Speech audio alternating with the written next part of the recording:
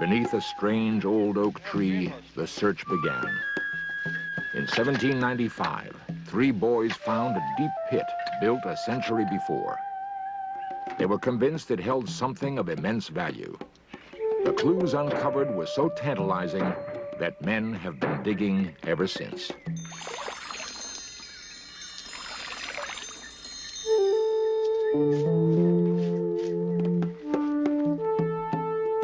Today, 2 centuries later, the search continues for the buried treasure of Oak Island.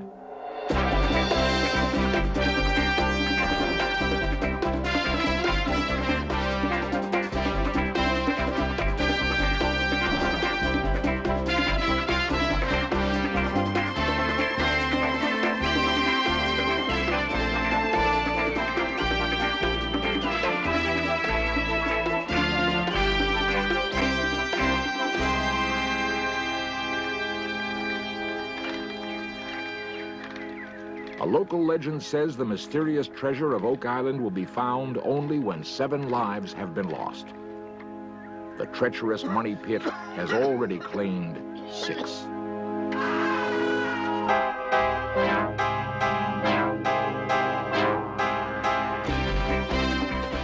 This series presents information based in part on theory and conjecture. The producer's purpose is to suggest some possible explanations, but not necessarily the only ones, to the mysteries we will examine.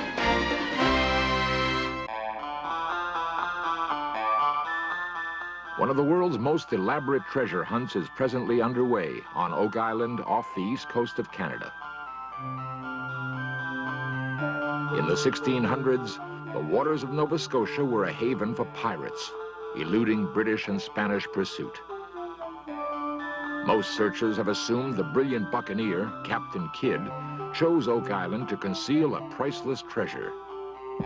Others have expected to find Spanish gold plundered from Mexico and South America. Still others believed the lost crown jewels of Marie Antoinette had been buried there. As early as 1720, strange lights had been seen at night on the island's coast. 2 fishermen who went out to investigate vanished.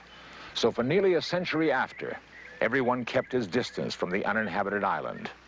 The mainland farmers considered it taboo. Finally, in 1795, 3 brave farm boys set out on an adventure which In Search Of has recreated.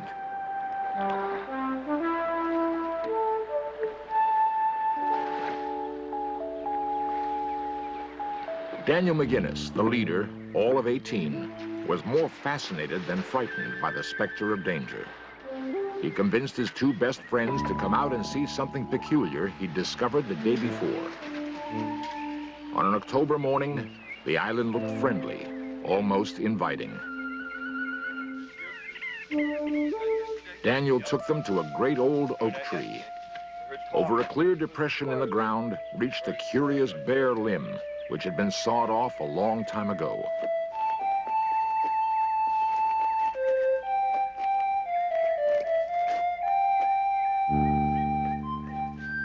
The limb had obviously been used to hoist something very heavy. Let's dig. It must be pirate treasure. They planned to have it up and be home by lunch. But they hit flagstones set in a circular pattern made of rock not found on the island. This was the first of many puzzling barriers to their search. 10 feet down, they struck what sounded like a wooden treasure chest.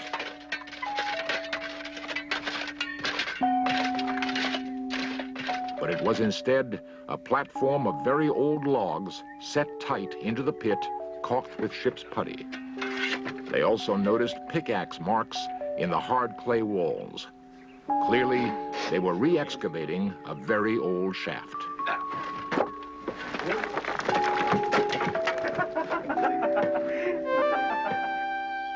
They were careful to be home by dark.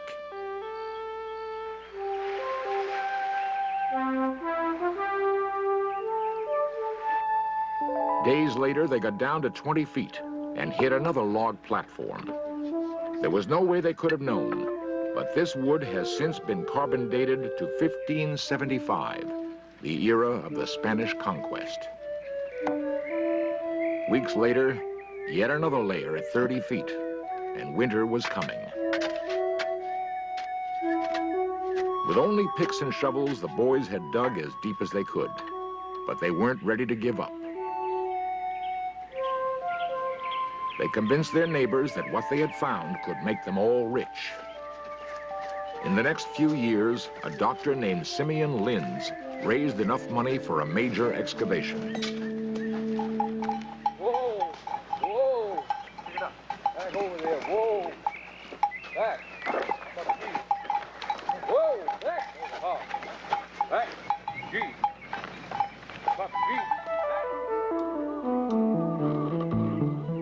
Every 10 feet, they struck another log platform with layers of charcoal and ship's putty, all the way down to 90 feet.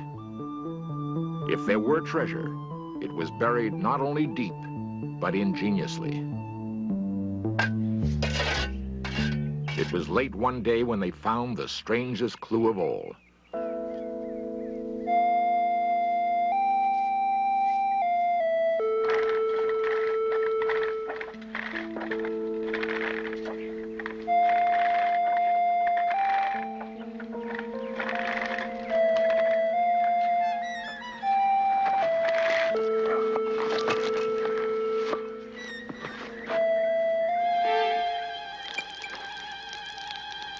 They sensed they were onto something important. But the letters were like none they had ever seen. Was it a sign they were close to the treasure, or a warning? They worked very late that evening, and finally, probing at 98 feet, heard the welcome sound of a large hollow vault. Night forced a halt.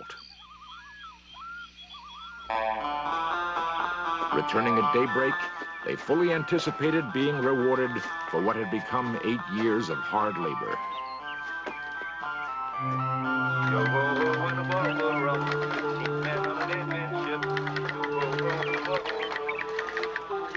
Their expectations were to be thwarted, however, by a diabolical trap that waited in the pit.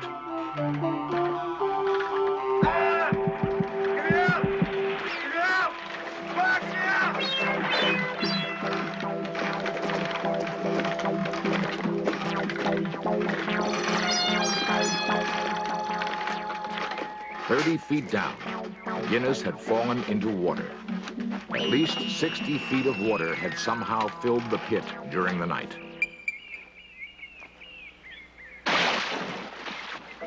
The treasure they had almost touched now seemed as far away as the moon. Yet a half-century later, the inscription on the stone would be decoded to read, 40 feet below, 2 million pounds are buried. This promise of wealth inspired the next search group. When pumping failed to lower the water level, they sent down test drills. Samples from the drill indicated 2 large chests encased in cement. The men on the surface could hear loose metal rattling around inside the chests. And then, one small fragment came up. The engineer wrote in his report, 3 gold links resembling an ancient watch chain. For the first time, here was evidence of fabulous wealth. In 1850, another search group noticed the water in the money pit rose and fell with the tides. Exploring at nearby Smith's Cove, they discovered stone-lined drainage channels leading toward shore. And even more bizarre, tons of coconut husk fiber, like a blanket, under the entire beach. This giant man-made sponge kept ocean water flowing into the channels.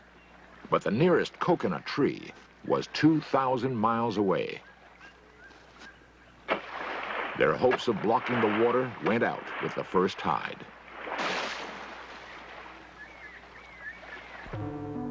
Frederick Blair, a Nova Scotia insurance salesman formed another search party in 1893. Their worst suspicions were confirmed. They found the stone channels led all the way from the beach to the money pit. No wonder they could never pump it dry.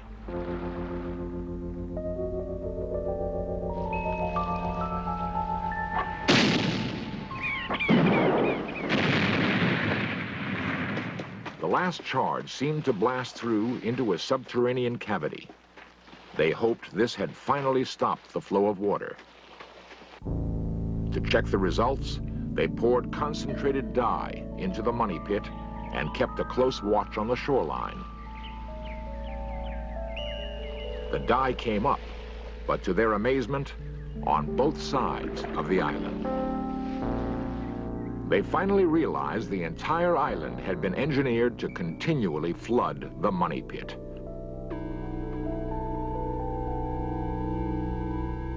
By the end of the 19th century, it's recorded that 2 workmen had died, and the diabolically designed money pit still kept its secret. The next century would bring even more provocative clues and greater tragedy.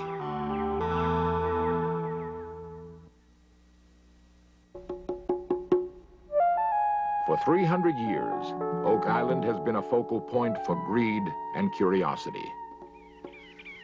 Since Daniel McGinnis discovered the money pit, men have spent more than $2 million digging for the treasure, unsuccessfully.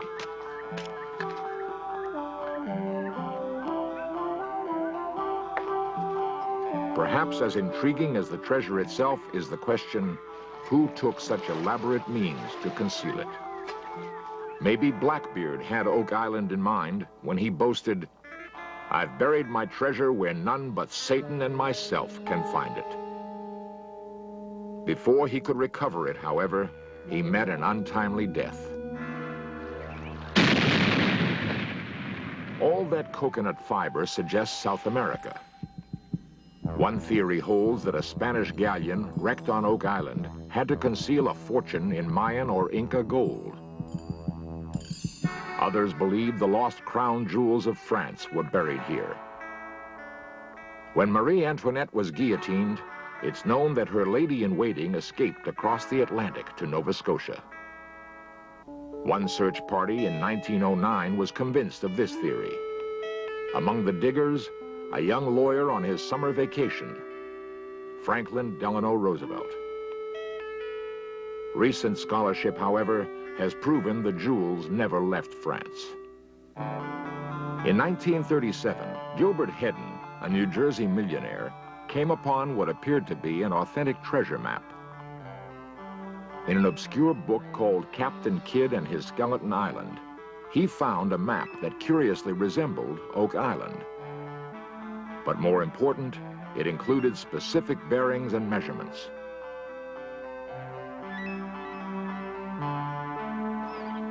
Amos Noss worked for Hedden that year. He recalls how they studied the Kidd map and searched the underbrush south of the money pit. I got a pick and a shovel, and I went down. Boy, it was hot. Flies, mosquitoes, and things bother you. But anyhow, I went around. He told me within 50 feet or so where he thought it was. So I kept trying and trying, and finally I struck a rock. 2 or 3 rocks I kept trying with the pick, you know. And I tore up the sod, which was about, I don't know, probably 4 or 5 inches over the top of the stone. And I uncovered the thing. I went up one side, and I knew I had something then. I got to the point, there was none any further, so I came back on the other side, and I had what he was looking for. Noss had uncovered a large triangle of stones. George Bates was on the survey crew that rushed to the island to check out this discovery. Would the stone triangle correlate with the Kidd map? They sighted from boreholes found in 2 large boulders. Then they took exact readings from the map, which used the old English system of rods. 18 west and by 7 east on rock, 30 southwest, took them precisely to the stone triangle. Then, 14 north, tree. The triangle pointed exactly due north, towards the money pit. This seemed to confirm that the Kidd map did mean that treasure was in the vicinity. Then, events took a bizarre turn. The book's author came forward and claimed that he had fabricated the Kidd map. Was he trying to conceal his sources? Or was the correlation between the map and Oak Island really an incredible coincidence? Because if that were the case, the money pit itself could be a complete hoax. Montreal journalist Darcy O'Connor is considered the leading expert on the Oak Island enigma. I have seen the coconut fiber that has been brought up. I have seen reports by the Smithsonian and by independent botanists stating it's definitely coconut fiber. I have seen carbon dating results that Triton has gotten showing that it's several hundred years old, that it's not glacial wood they're finding under the ground, that the metal they're finding is pre-1750 and it's coming deep from under the ground. So there's no possible way it's a natural phenomena or a hoax. Someone was there at some time, and I can only assume to bury something of great value. 92-year-old Mel Chappell bought Oak Island in 1950 because he's also convinced of the existence of a treasure. He's intrigued by what his father discovered in the money pit in 1897.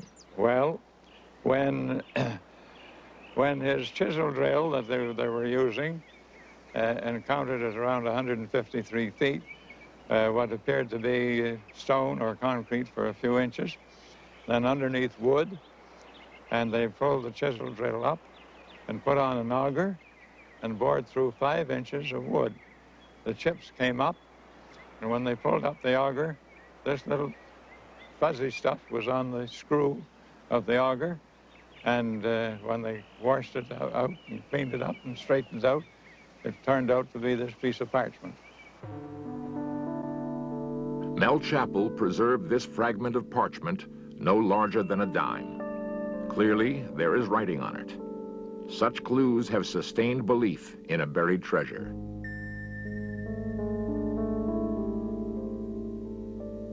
And my opinion, and his opinion was, that it is of immense value, whatever it is.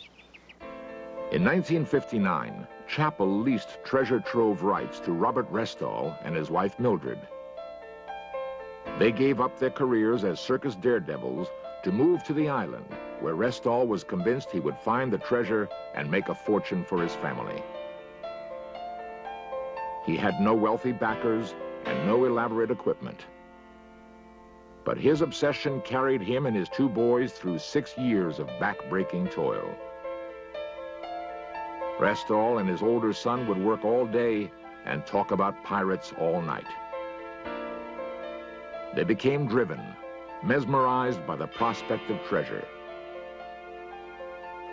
Mrs. Restall recalls their isolated life. Well, you had to draw your water from a pond. And of course, no electricity, no radio, no television. We had acetylene lamps. And we had a gas stove for cooking. And that's it. I think I was closer to my boys because of our isolation than I would have been living on the mainland. Not mother and sons. We all became friends to one another.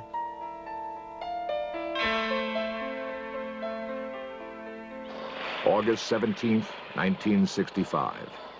An old pump was draining a 27-foot shaft. No one knows for sure, but deadly carbon monoxide may have collected in the pit. Robert Restall was starting down when he suddenly became dizzy. Bobby thought his father had suffered a heart attack and rushed down to save him. 2 other workmen failed to realize what was wrong and also toppled in. Down and get him, but be careful, be careful. The autopsy report read, death by drowning. Mildred Restall now lives alone, still within sight of Oak Island. At the time, I was up in the cabin, And I know it was after lunch, and I was expecting my husband to come up any time.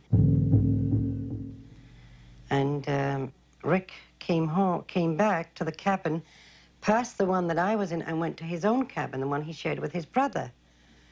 And I thought that was rather odd. Why would he do that? Why wouldn't he come in and tell me that my husband would be up soon or something?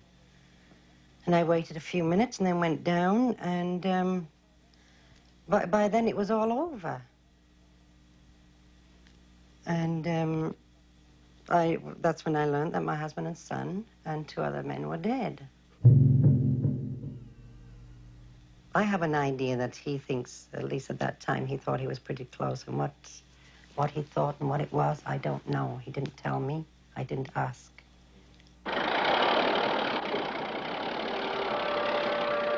3 days after the Restall tragedy, a California mining conglomerate moved in. The death toll had reached 6.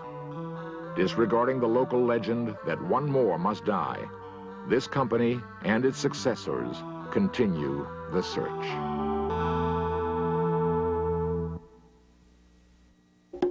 After 300 years, the secret of Oak Island has eluded all the resources of modern technology.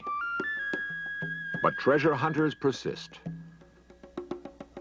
The present company has dug down to 230 feet and is prepared to spend $3 million scooping out the entire end of the island if necessary. Whether it's one man with a pick and shovel or a giant corporation with dynamite and bulldozers, an unflagging obsession has drawn treasure hunters to Oak Island.